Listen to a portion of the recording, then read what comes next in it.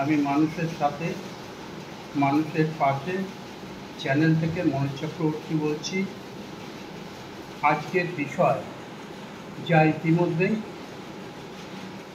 একটা বিতর্ক সৃষ্টি করে ফেলেছে,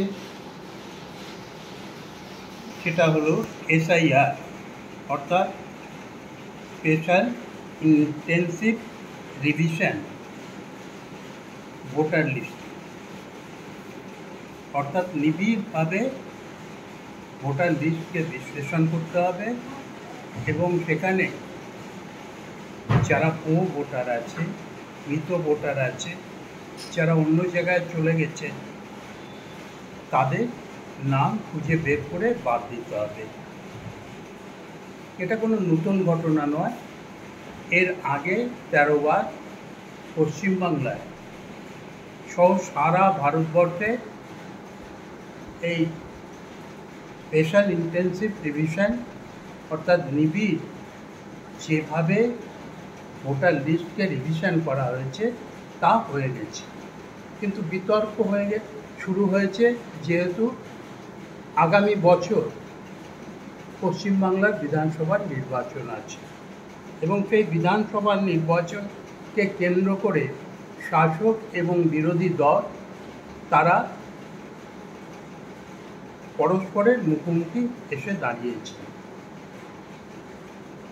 এবং যে কোনো মূল্যেই ভোটার লিস্টে ব্যাপক পরিবর্তন যেটা বিহারে হয়েছে, যেরকম বিহারে প্রায় 65 লাখ ভোটারের নাম ভোটার লিস্ট থেকে বাদ দেওয়া হয়েছে। কারণ কি? 22 লক্ষ মানুষ মৃত। এই মৃত লোকগুলোর নাম বাদ দেওয়া হোক, এটা সাধারণ নাগরিকরা বললেও অনেক রাজনৈতিক নেতৃত্ব এটা বলতে চান না, কারণ এই ভোটটা তারা তাদের পক্ষে পোল করাবার মতো জায়গায় আছে, যারা আছেন তারা করতে চান না। স্থানান্তরিত কেউ সেই এলাকা ছেড়ে অন্য প্রদেশে গিয়ে বাস করছে, তাদেরকেও রাখতে হবে এইরকম দাবিও ওঠে। মানে ভোটার লিস্টে নাম থাকলে সেই নামকে আর বাদ দেওয়া যাবে না। এই জায়গাটাই আমরা একটা বলি যে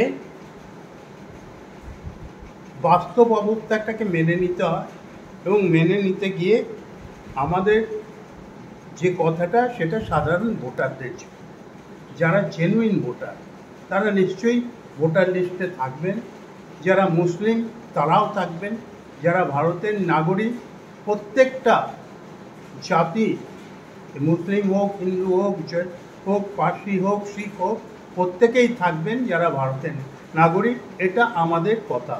সেইখানটায় দাঁড়িয়ে ভুয়ো ভোটার নিশ্চয়ই বাদ যাবে। যারা মারা গেছে তারা তো ভোট দিতে আসবেন না, অতএব তারা বাদ যাওয়াটাই স্বাভাবিক প্রক্রিয়ার মধ্যে পড়ে। ইন্টেন্সিভ যে ভোটার লিস্টের রিভিশন সেটা সেই কথাই বলছে। এবার যেটা আসা যাক যে এই রিভিশন অলরেডি একটা প্রক্রিয়া শুরু করে দিয়েছে নির্বাচন কমিশন ভারতে। সেখানে যেটা করা হচ্ছে, মূলত করা হচ্ছে যে BL অর্থাৎ ব্লক লেভেল অফিসার যারা এটা করে থাকেন তাদের ভাতা বাড়িয়ে দেওয়া হয়েছে এবং তারা ব্লক লেভেলে কাজ করবেন নিরপেক্ষভাবে, এই কথা নির্বাচন কমিশন বলছে। এখন তার ফলে হয়ে যাচ্ছে যারা ব্লক লেভেল এজেন্ট আছে বিভিন্ন রাজনৈতিক দলের, তাদের দায়িত্ব কিন্তু বেড়ে যাচ্ছে। আমার কথাটা এখানটায় না, আমার কথাটা হলো বিহারে যেটা হয়নি সেটা হলো প্যান কার্ডটাকে গ্রাহ্য করা হয়নি, আধার কার্ড কিংবা রেশন কার্ড এগুলোকে গ্রাহ্য করা হয়নি, বা ভোটার আইডেন্টি কার্ড সেগুলোকে করা হয়নি। 11টা আইটেম দেওয়া হয়েছে। সেই আইটেমের উপরেই বিহার নির্বাচন কমিশন সমস্ত ভোটারদের আইডেন্টিটি মার্ক করেছে।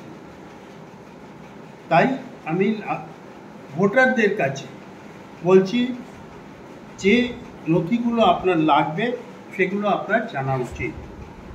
রাজ্য বা কেন্দ্রীয় সরকারের কর্মচারী বা অবসরপ্রাপ্ত কর্মচারী হলে তার পরিচয়পত্র, অর্থাৎ পেনশন কিংবা তার সরকারের দেওয়া আইডেন্টিটি কার্ড।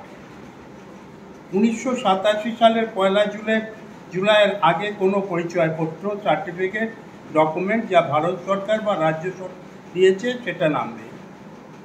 3 হলো উপযুক্ত কর্তৃপক্ষের দেওয়া বার্থ সার্টিফিকেট, অর্থাৎ জন্মের শংসাপত্র। ভারতের পাসপোর্ট, স্বীকৃত বোর্ড বা স্বীকৃত বিশ্ববিদ্যালয়ের দেওয়া শিক্ষা সংক্রান্ত শংসাপত্র, এগুলো লাগবে। রাজ্যের দেওয়া পার্মানেন্ট রেসিডেন্ট সার্টিফিকেট, স্থায়ী বসবাসকারী কিনা আপনি, সেই সার্টিফিকেট। বনাঞ্চলে যারা থাকেন তাদের ক্ষেত্রে গুছিয়ে রাখতে হবে ফরেস্ট রাইট সার্টিফিকেট বা বন অধিকার শংসাপত্র।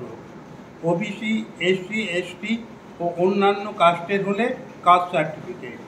জাতীয় নাগরিক পঞ্জি বা এনআরসি যেখানে চালু হয়েছে তার সার্টিফিকেট।